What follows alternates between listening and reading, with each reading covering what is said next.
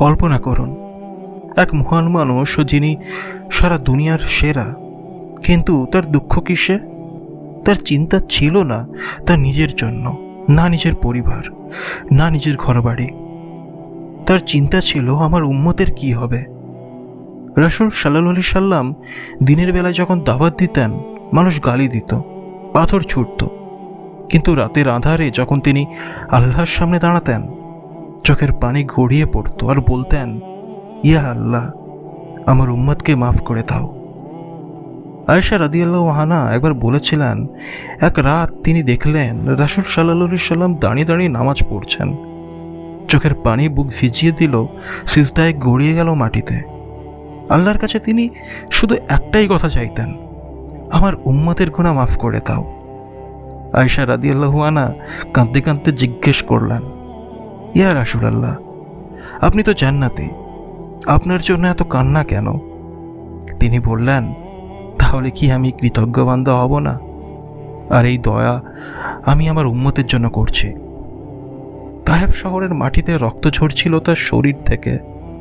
লোকেরা তাকে পাথর ছুঁড়ে মেরে রক্তাক্ত করেছিল। সেই সময়ও তিনি হাত তুলে বলেছিলেন, ইয়া আল্লাহ, এরা জানে না, ওরা জানলে এমন করতো না, তাদেরকে হেদায়েত দাও। দুনিয়ার কোনো নেতা তার শত্রুর জন্য এভাবে দয়া করেনি, কিন্তু আমাদের প্রিয় নবীজি শত্রুকে নিজের সন্তানের মতো ভালোবেসেছেন। কিয়ামতের দিন যখন সবাই ইয়া নফসি ইয়া নফসি বলবে, সেই দিনও আমাদের প্রিয় নবীজি বলবেন, ইয়া উম্মতি ইয়া উম্মতি। তিনি একমাত্র ব্যক্তি হবেন যিনি আল্লাহর সামনে সিজদা করবেন। তারপর আল্লাহ বলবেন, মুহাম্মদ, মাথা তোলো, চাও আমি দেব, সুপারিশ করো, আমি কবুল করব। আর তিনি আমাদের জন্য সুপারিশ করবেন। ভাবুন তো, এমন এক নবী যিনি আমাদের জন্য রাত জেগে কেঁদেছেন, যুদ্ধক্ষেত্রে দোয়া করেছেন, কিয়ামতের দিনও সুপারিশ করবেন।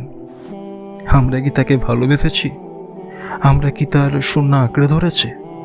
আমরা কি তার দয়ার যোগ্য উম্মত হতে পেরেছি?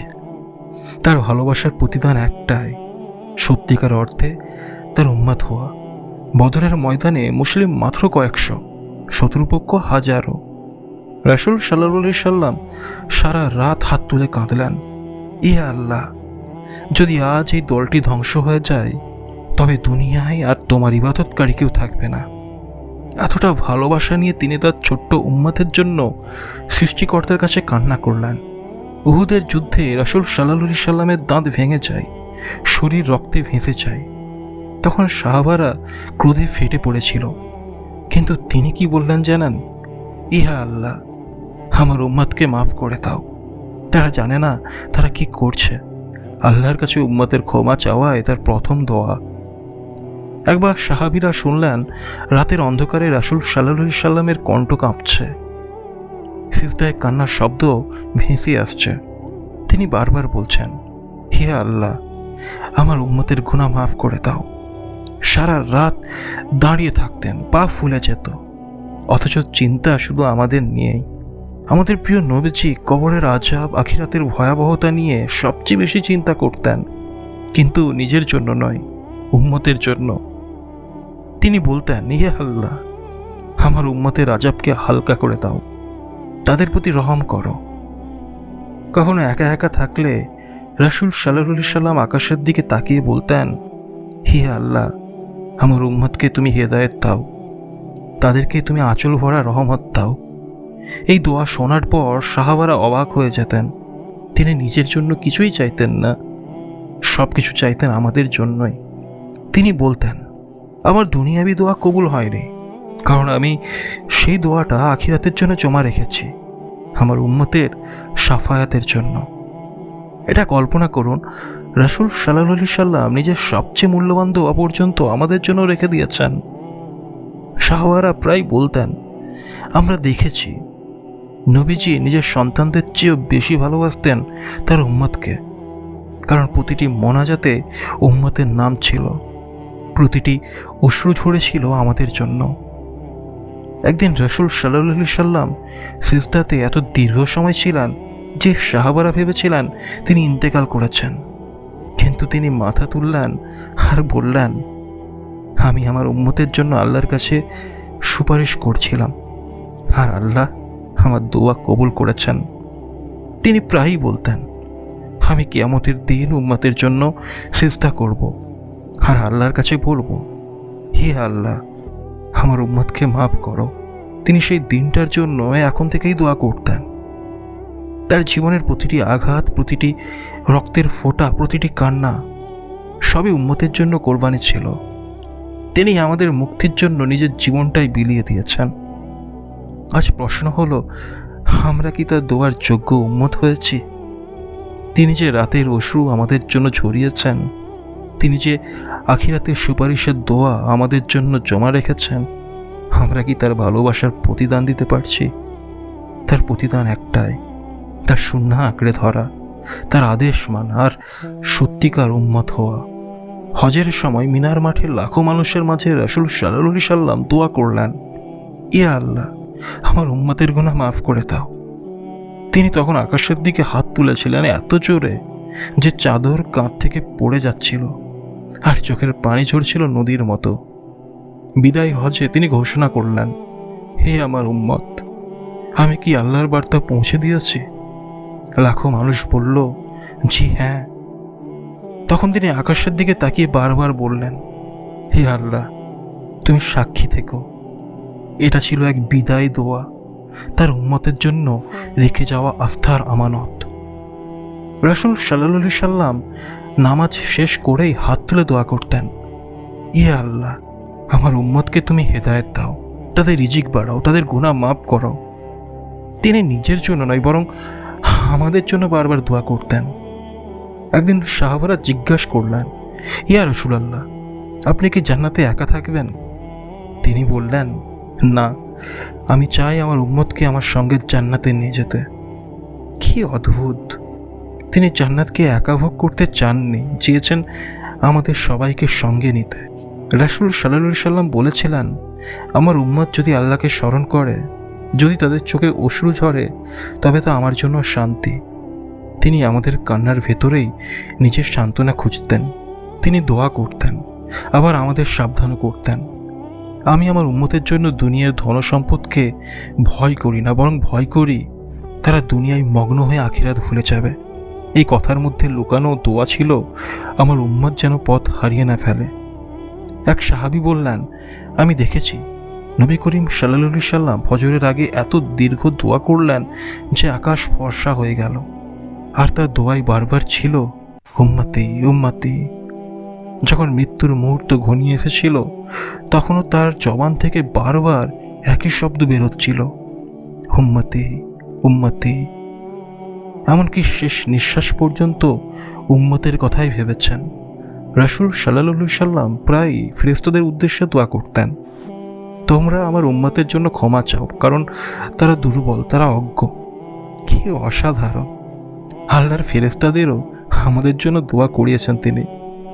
কিয়ামতের দিন যখন উম্মতকে জাহান্নামের দিকে নেওয়া হবে, রাসূল সাল্লাল্লাহু আলাইহি সাল্লাম তখন ছুটে বলবেন, হে আল্লাহ, এরা আমার উম্মত, এদেরকে রক্ষা করো। আল্লাহ তখন বলবেন, হে মুহাম্মদ, আমি তোমার দোয়া কবুল করলাম। রাসূল সাল্লাল্লাহু আলাইহি সাল্লাম কাউসারের হাউজে দাঁড়িয়ে উম্মতের জন্য অপেক্ষা করবেন। তিনি হাত দিয়ে একে একে উম্মতকে পানি খাওয়াবেন, কিন্তু কিছু লোককে ফেরেশতারা সরিয়ে দেবে। তখন নবী করিম সাল্লাল্লাহু আলাইহি সাল্লাম বলবেন, এরা আমার উম্মত। আল্লাহ জানাবেন, হে মুহাম্মদ, তারা তোমার পথ ছেড়ে অন্য পথে গেছে। এটাও ছিল তার উম্মতের জন্য বেদনার দোয়া। মিরাজ রাতে তিনি উম্মতের জন্য নামাজের বোঝা হালকা করলেন। 50 ওয়াক্ত নামাজ থেকে নামিয়ে 5 ওয়াক্তে সীমাবদ্ধ করল। এটাও তার দোয়ার ফল, উম্মতের কষ্ট লাঘব করার জন্য। তিনি প্রায়ই বলতেন, আমার উম্মতের জন্য ফজর ও মাগরিবের সময়গুলো বরকতময় হোক। একজন পিতার মতোই তিনি তার উম্মতের প্রতিটি কাজে বরকতের দোয়া করেছেন। রাসূল সাল্লাল্লাহু আলাইহি সাল্লাম জান্নাতুল বাকি কবরস্থানে গিয়ে কান্না করতেন আর বলতেন, হে আল্লাহ, আমার উম্মতের জীবিত ও মৃতদের তুমি ক্ষমা করো। কবরের নিস্তব্ধতায়ও তার চিন্তা শুধু উম্মত। আজ আমরা দাঁড়িয়ে আছি তার সেই ভালোবাসার সামনে তিনি প্রতিটি মুহূর্তে আমাদের জন্য দোয়া করেছেন, আখিরাতেও করবেন। কিন্তু আমাদের দায়িত্ব হলো তার সুন্নাহ আঁকড়ে ধরা, তার নামের মর্যাদা রাখা, আর তার দোয়ার যোগ্য উম্মত হয়ে যাওয়া। আল্লাহ চাইলে তাকে রাজা বানাতেন, সোনার প্রাসাদ দিতেন, দুনিয়ার সব কিছু দিতেন, কিন্তু তিনি দোয়া করেছিলেন, ই আল্লাহ, আমি গরিব হিসেবে বাঁচতে চাই, গরিবদের সঙ্গে উঠতে বসতে চাই, আর কিয়ামতের দিনও গরিব উম্মতের সঙ্গে উঠতে চাই। উম্মতের গরিবদের জন্য তিনি বিশেষ দোয়া করেছেন। যখন কেউ অসুস্থ হতো, রাসূল সাল্লাল্লাহু আলাইহি সাল্লাম দোয়া করতেন, হে আল্লাহ, তাকে শিফা দাও, উম্মতের কষ্ট কমিয়ে দাও। এমনকি তিনি উম্মতের অসুস্থতা নিজের ওপর নিতে চাইতেন। রাসূল সাল্লাল্লাহু আলাইহি সাল্লাম বলেছিলেন, আমার উম্মতের দুর্বল ও গুনাহগারদের জন্য আমি সবচেয়ে বেশি কেঁদেছি, কারণ তিনি জানতেন শক্তিশালীরা টিকে যাবে, কিন্তু দুর্বলরা হারিয়ে যেতে পারে। তিনি প্রায়ই দোয়া করতেন, হে আল্লাহ, আমার উম্মতের কবরকে প্রশস্ত করে দাও, তাদের জন্য কবরকে জান্নাতের বাগান বানিয়ে দাও। আমরা কবরের অন্ধকারে একা থাকব, কিন্তু তার দোয়া তখনও আমাদের সঙ্গী হবে। তিনি শিশুদের বুকের কাছে টেনে নিয়ে বলতেন, হে আল্লাহ, এদের রহম করো, এরা আমার উম্মতের অংশ। এমনকি এক শিশুর কান্নাও তার দোয়ার কারণ হয়েছে। তো তিনি উম্মতের নারীদের জন্য বিশেষভাবে দোয়া করতেন, হে আল্লাহ, আমার উম্মতের নারীদের তুমি হায়া ও ইমানের সৌন্দর্যে মোড়াও। তিনি চেয়েছেন নারীরা যেন মর্যাদার আলোয় আলোকিত হয়। রাসূল সাল্লাল্লাহু আলাইহি সাল্লাম দোয়া করতেন, এ আল্লাহ, আমার উম্মতের যুবকদের তুমি ইমানের ওপর দৃঢ় রাখো, তাদের গুনাহ থেকে রক্ষা করো, কারণ যুবকেরাই উম্মতের ভবিষ্যৎ। আল্লাহর সামনে গভীর রাতে যখন তিনি একা দাঁড়াতেন, তখন বলতেন, হে আল্লাহ, যদি তুমি আমার উম্মতকে মাফ না করো, তবে কারা তাদের দেখবে? অশ্রুতে তার দাড়ি ভিজে যেত, মাটি ভিজে যেত, কিন্তু উম্মতের মাগফিরাত ছাড়া আর কিছুই চাইতেন না। তিনি প্রায়ই বলতেন, আমি কিয়ামতের দিন আমার উম্মতকে বাঁচাতে ছুটে যাব, আমি তাদের জন্য সিজদা করতে থাকব যতক্ষণ না আল্লাহ মাফ করেন। এই কথাগুলো সাহাবাদের চোখে পানি এনে দিত। রাসূল সাল্লাল্লাহু আলাইহি সাল্লামের ভালোবাসা ছিল সীমাহীন। তার প্রতিটি দোয়া, প্রতিটি অশ্রু, প্রতিটি রক্তের ফোঁটা সবই আমাদের জন্য। আজ তার শেষ ডাক আমাদের জন্য এই, হে আমার উম্মত, আমার পথ আঁকড়ে ধরো, আমার সুন্নাহ ধরে রাখো, তাহলে কিয়ামতের দিন আমি তোমাদের জন্য দাঁড়াবো।